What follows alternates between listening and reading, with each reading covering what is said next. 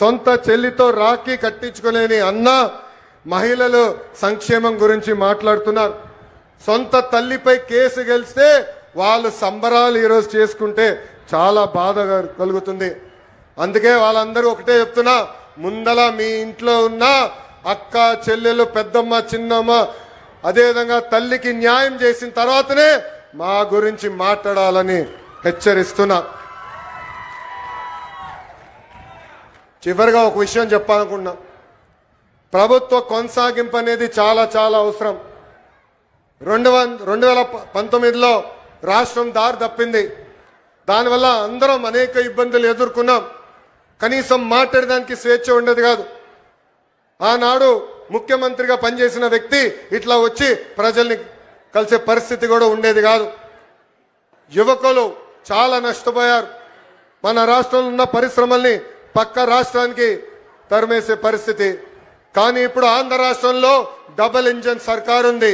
కేంద్రంలో గౌరవ ప్రధానమంత్రి నరేంద్ర మోడీ గారి నాయకత్వం, రాష్ట్రంలో చంద్రబాబు నాయుడు గారి నాయకత్వంతో ఈ రోజు రాష్ట్రం ముందరికెళ్తుంది. అందుకే ఇది మనందరం గుర్తుపెట్టుకోవాలి. మా ప్రభుత్వం కొనసాగింపు అనేది చాలా చాలా అవసరం అని ఈ సభాముఖం మీ అందరు తెలుపుకుంటూ, చివరిగా మొన్న పహల్గాం దాడిలో, ఉగ్రవాద దాడిలో మనం భారతీయులను కోల్పోయాం. గతంలో ఇలాంటి సంఘటన జరిగితే మనం కన్నీరు పెట్టుకుని ఇతర దేశాలకు వెళ్ళే వాళ్ళం. కానీ దానికి ఫుల్ స్టాప్ పెట్టారు. అది ఎవరది? మన మిసైల్ గౌరవ ప్రధానమంత్రి నరేంద్ర మోడీ గారు ఆపరేషన్ సింధూర్ ద్వారా తగిన గుణపాఠం చెప్పారు. ఉగ్రవాదుల తర్వాత దాడి చేశారు. ఏకంగా పాకిస్తాన్ ఆర్మీ కూడా దాడి చేసింది.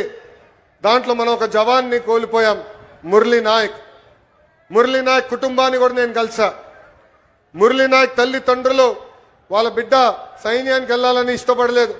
ఉండేది ఒక్కడే, నీకేమైనా అవుతే మా పరిస్థితి ఏంటని. అప్పుడు మురళీ నాయక్ చెప్పాడు, నాకేమైనా అవుతే మొత్తం భారతదేశం ఈ కుటుంబానికి అండగా నిలబడుతుందని.